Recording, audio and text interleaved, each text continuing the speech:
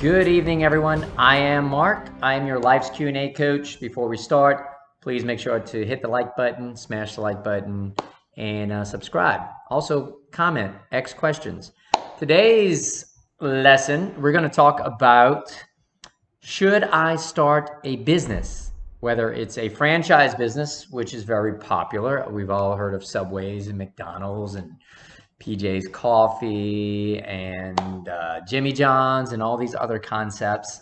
They are called franchises. What that means is the franchisor or the parent company has set up a system, and they have a system in place with manuals, operations, vendors, pro formas, business plans, and in general, it's an easier entry for someone looking to enter a business model. However, it comes at a cost. There is a fee. Generally, it's anywhere from $20,000 to $40,000 as an upfront franchise fee. And then there's also ongoing royalty fees. Royalty fees can be from 4 to 7% of your gross revenue.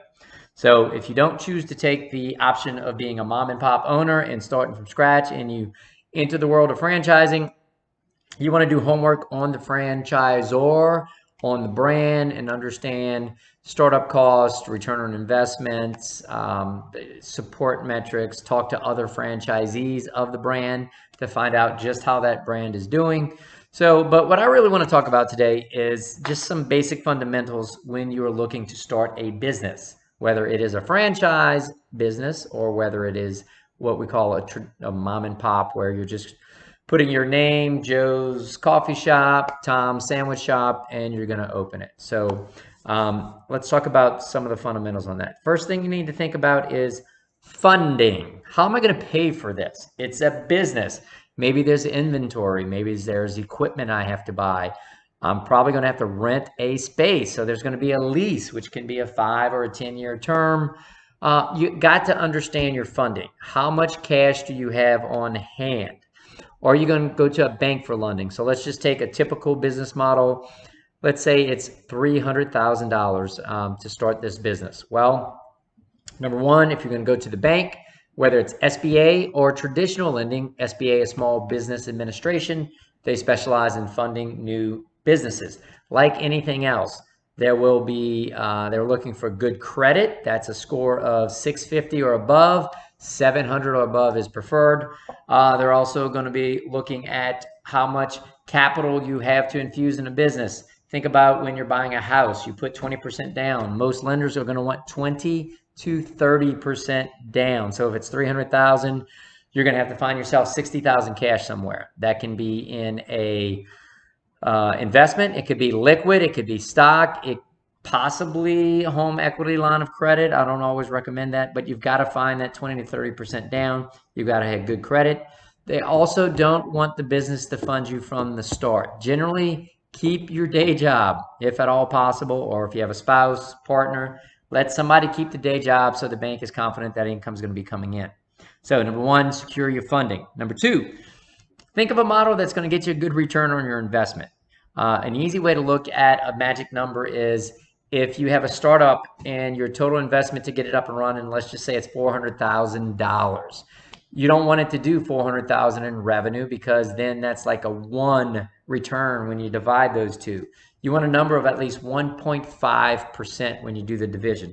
So if you expect an investment to be $400,000, you want to do $600,000. 600,000 divided by 400,000 gives you 1.5. Anything that comes out to a ratio of 1.5 or above will likely be a good investment of your money. Next, pick a passion. I say that as number three. Look, everything out there that's going to make you money always doesn't have to be a passion. If you can look through, if you decide the franchise route, there's 2,000 something franchises in the US. Food, dog parks, dog clubs, veterinary clinics, restaurants, hospitality, hotels. If you have a passion in the industry and you can research it, great. Go out there and find a passion. But sometimes you'll be surprised if you get into something that you didn't think was a passion, yet it turns out to be something great and it's fun and you're making money. It becomes a passion. Next thing, owner, operator, or do you hire a manager? Look, again, somebody should have a day job. If your goal might be to eventually quit your day job and then work as an owner operator. Until that time, make sure you hire a good supervisor. You can pay them hourly. Maybe give them a percent in bonus of the income that they make or generate on the business. Just give some incentive and hire a good employee, a good supervisor, or a good manager.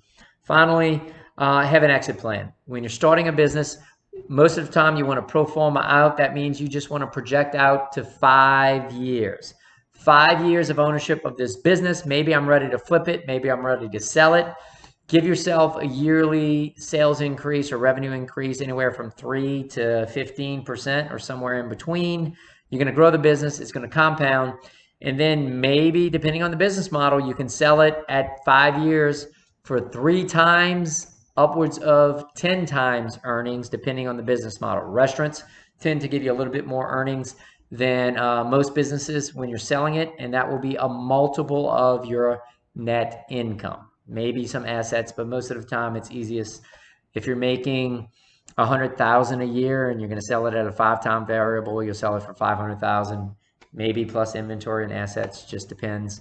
So again, let's review quickly. Number one, funding. You've got to pay for your business. You've got to pay for that model, franchise, crab shack, coffee shop, whatever you may want to open. Make sure you're getting a good return on that investment. Decide what you realistically think your revenue can be. Take that number, divide it by how much money it took you to start up the business. That's everything.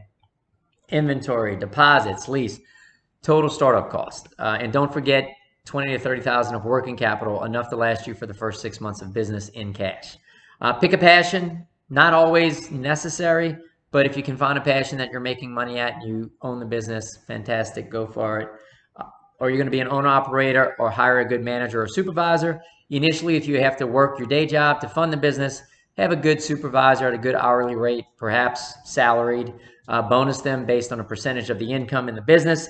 And then put yourself an exit plan in place. 5 years is great. Pro forma out 5 years of profit, hopefully profit, not too much lost. And then you can look to either continue to own the business, to duplicate the business, or to exit the business by selling it at a variable that could be anywhere from 3 times earnings to 10 times earnings. So that's it. That's my quick talk about business startup, whether it's franchising or individual mom and pop, as we like to call them, businesses. I hope those 5 best practices or ideas have resonated with you and helps you out in what you have to do. So again, this is Mark, Life's Q&A Coach. Please hit that like button. Questions, comment, subscribe. I like to take a lot of topics out there, whether it's about relationships, emotional state of being, business, finance, spiritual, religion. I'm just your Q&A coach, and I'm here to help support and hopefully answer some questions. So hope you enjoyed it and have yourself a fantastic week.